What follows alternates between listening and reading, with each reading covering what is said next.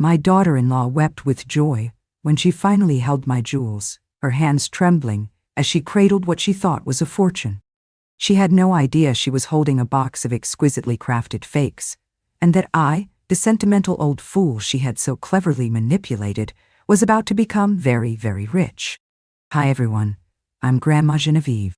My name is Genevieve Devereaux. I am 81 years old, and I am from the one and only New Orleans, Louisiana. This is a story I have never breathed to another living soul, not even to my own dear son.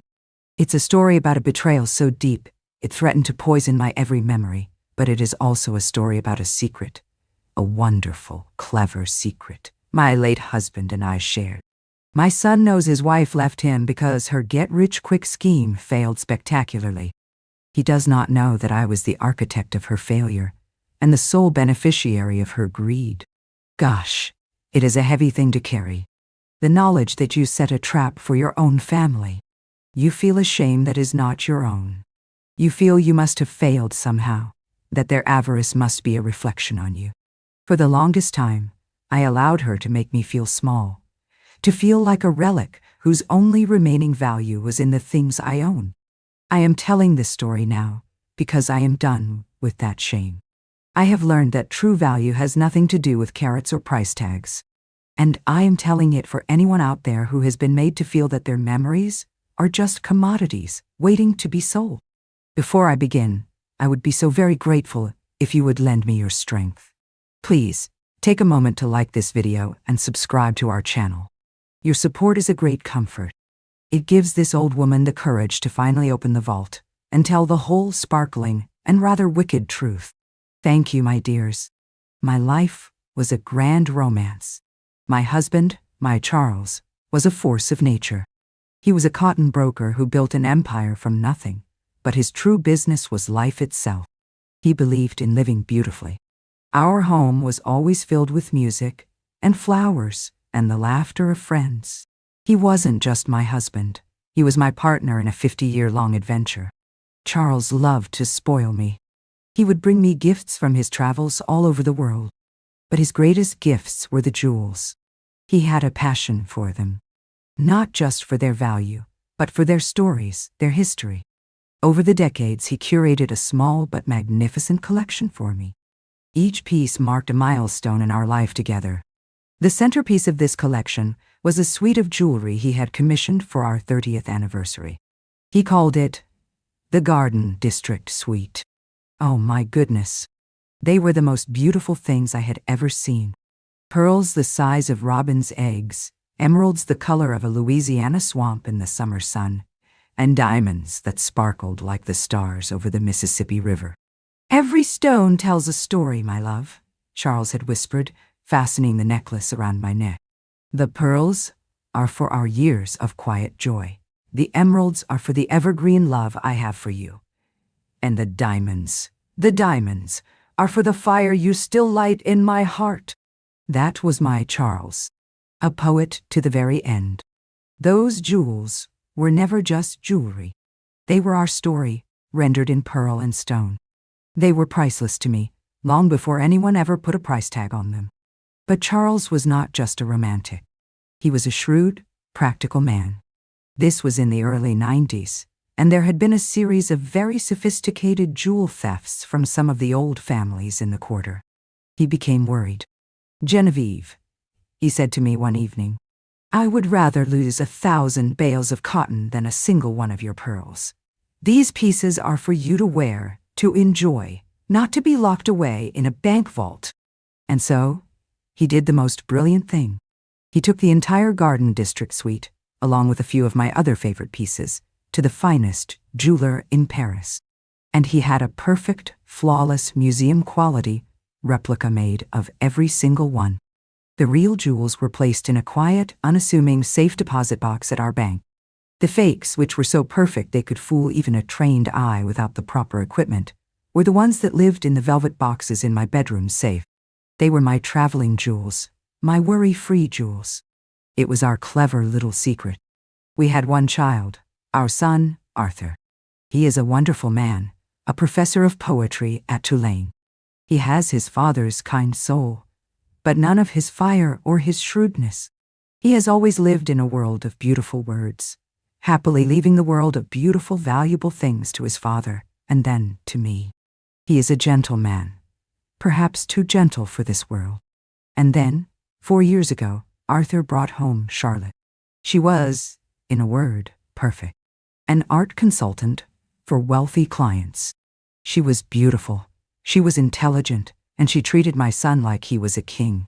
She would listen to him recite poetry for hours, her eyes wide with what appeared to be rapt adoration. She was a master of charm. She never spoke of money. She spoke of beauty, of history, of aesthetics. She admired my home, my art, my life. She made me feel utterly cherished.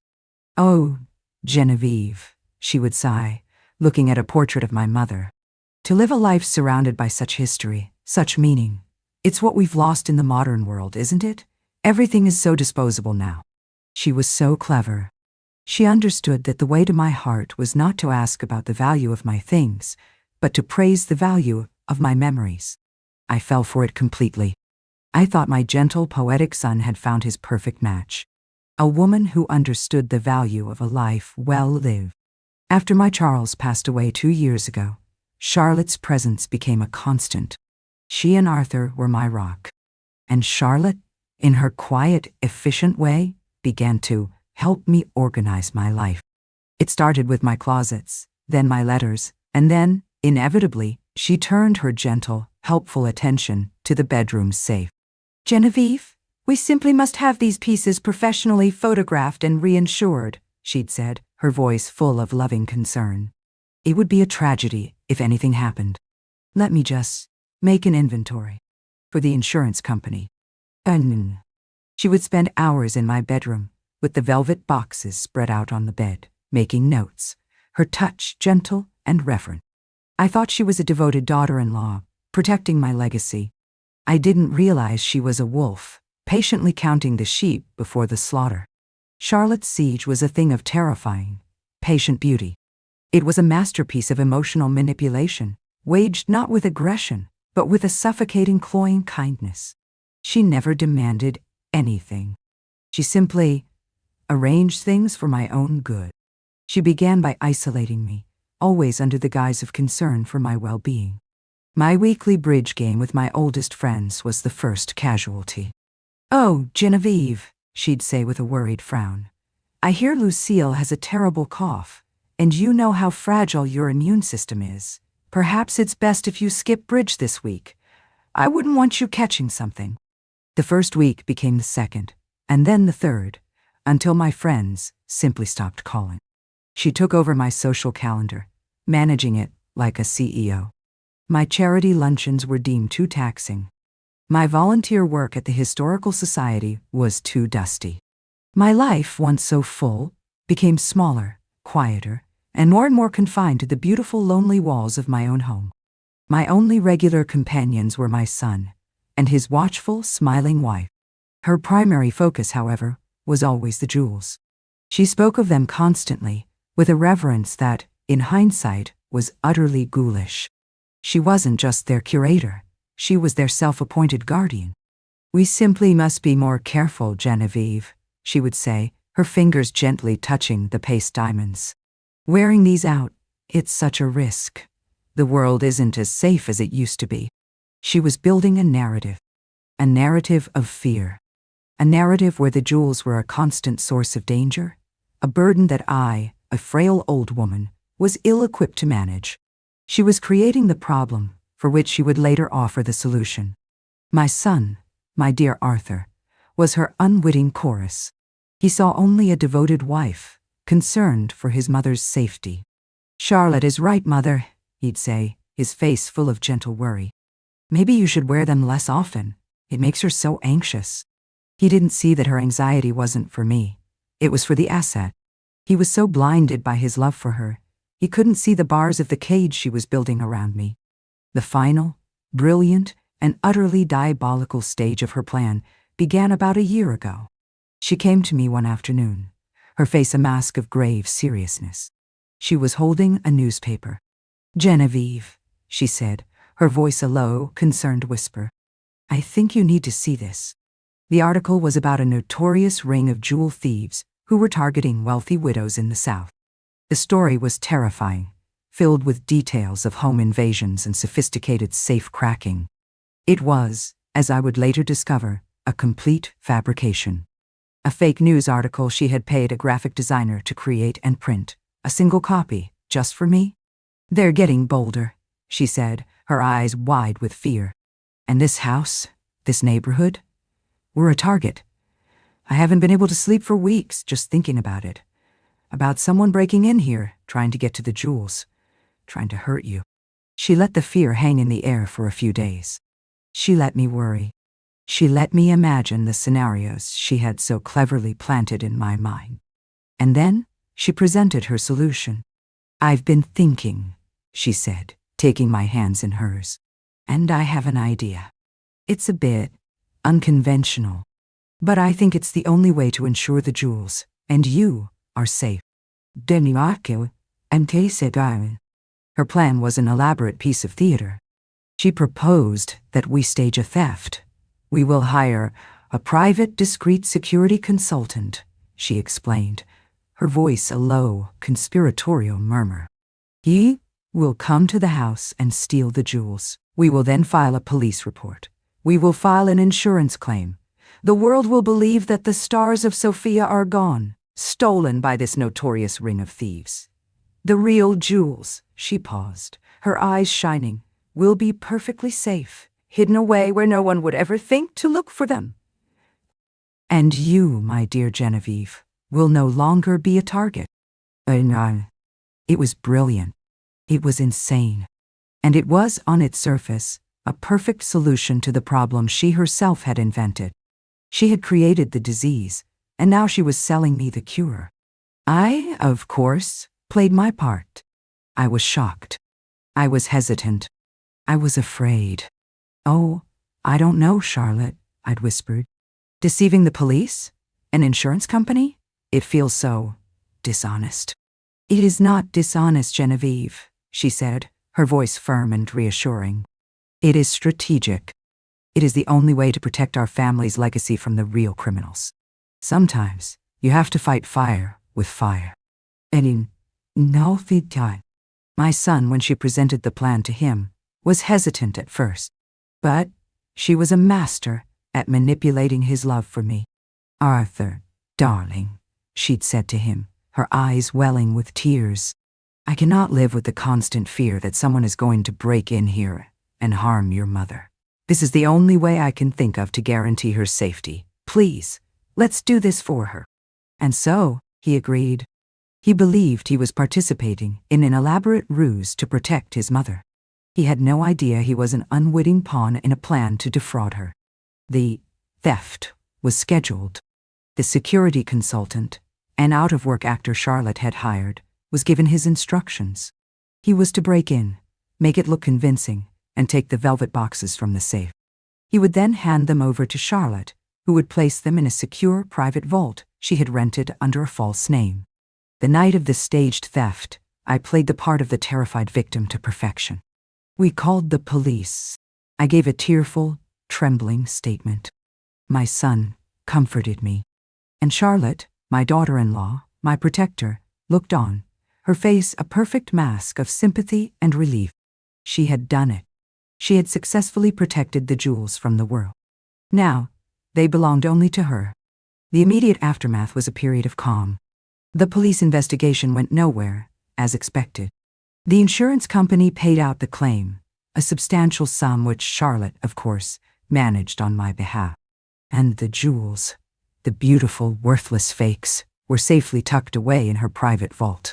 She thought she had won. She thought the game was over. She had no idea it had just begun. She started by selling the smaller pieces first, the less significant brooches and rings from the collection. She would tell me she was diversifying the asset, reinvesting the money in a high-yield fund. I would just nod, pretending to be a confused old woman who didn't understand such complex financial matters. I had a private investigator, a discreet gentleman recommended by my lawyer, who tracked every single sale. Each one was made through a shady, back-alley dealer who paid pennies on the dollar for what he believed were stolen, high-end jewels. Charlotte wasn't just a thief. She was an incompetent one. She was so blinded by her success, so contemptuous of my intelligence, that she was practically giving away a fortune in paste. The breaking point, the moment I knew it was time to close the trap, came 6 months later. My investigator informed me that Charlotte had found a buyer for the centerpiece, the Garden District suite. A wealthy, but rather unsavory, international businessman with a reputation for dealing in stolen art and jewels. The price they had agreed upon was a fraction of its real value, but it was still a life-changing sum of money for her. It was the culmination of her entire scheme. She told me she was taking the suite to a specialist in New York to have it cleaned and reappraised for the new insurance policy. It was a lie, of course. She was taking it to be sold. I looked at her, my heart a cold, hard stone in my chest. I knew this was my last chance. My last chance to reclaim my husband's legacy and to deliver a form of justice so perfect, so elegant, that she would never see it coming. The plan that formed in my mind was simple. It was terrifying. And it was, I believe, what my Charles would have called a thing of beauty. The 2 weeks that Charlotte was in New York were the longest of my life. I knew this was the final move of the game. My investigator kept me informed. He confirmed that Charlotte had sold the fake Garden District suite to the unsavory businessman for a fraction of its supposed worth, a tidy sum for her, but a pittance for what he thought he was getting. She had the money. She thought she was free. She was on her way home, no doubt planning her new, wealthy life. But while she was finalizing her shabby little deal, I was finalizing mine. My first move was to go to the bank. I walked into the vault with the key my husband had given me 30 years ago. I took out the real stars of Sophia. Holding them in my hands, the weight of the real pearls, the deep cool fire of the real emeralds. It was like holding my husband's love in my hands one last time. It was a heartbreaking moment, but one filled with a strange, fierce power. My second move was a visit to my jeweler, Robert. The real jewels, he confirmed, were worth a fortune far greater than I had imagined. The market for such pieces, with their history and flawless quality, was astronomical. He arranged a quiet, immediate sale to a discreet, legitimate collector in Geneva. The transaction was clean, swift, and the sum that was wired to a new private account Mr. Harrison had set up for me was staggering. It was many, many times more than what Charlotte had received for her pile of glass. My final move was the most important. With Mr. Harrison as my witness, I drew up a cashier's check. I made it out to the unsavory businessman who had just purchased my fake jewels. The amount was for the exact sum he had paid Charlotte. I sent the check via a bonded courier with a simple, anonymous note. It read, "A good reputation is a businessman's most valuable asset. It seems you were recently sold a piece of glass. This should cover your losses and any embarrassment. Consider it a gift to ensure the continued peace of our beautiful city." I was not just returning the money he had been cheated out of. I was buying his silence and his confusion. I was making it clear that I was a player he did not want to cross. I was cleaning the board for my final move against Charlotte. She came home from New York glowing with triumph. She was a woman who believed she had just gotten away with the perfect crime. She presented me with a falsified appraisal document for the cleaned jewels and told me they were now safely back in her private vault. "Isn't it wonderful, Genevieve?" she'd said, her smile wide and self-satisfied. "Everything is safe now." "Yes, dear," I said, my voice serene. "It is." The trap was set. Now, it was time to spring it. I waited a week, allowing her to settle into her new secret wealth. Then I asked her and Arthur to join me in the drawing room. I told them I had a surprise. I had arranged for 2 guests to join us. The first was Mr. Robert, my family jeweler. The second was a man named Dr. Alistair Finch, the head curator of decorative arts at the City Museum. Charlotte's smile faltered when she saw them. Her eyes darted nervously between the 2 men. "Mother, what is all this?" Arthur asked, confused. I have been thinking a great deal about legacy lately, I said, my voice calm and clear. And I have made it a decision. I have decided to donate the Garden District Suite to the museum, to be displayed in a new wing dedicated to my late husband, Charles. Arthur's face lit up. Mother, that's a wonderful idea. A beautiful tribute.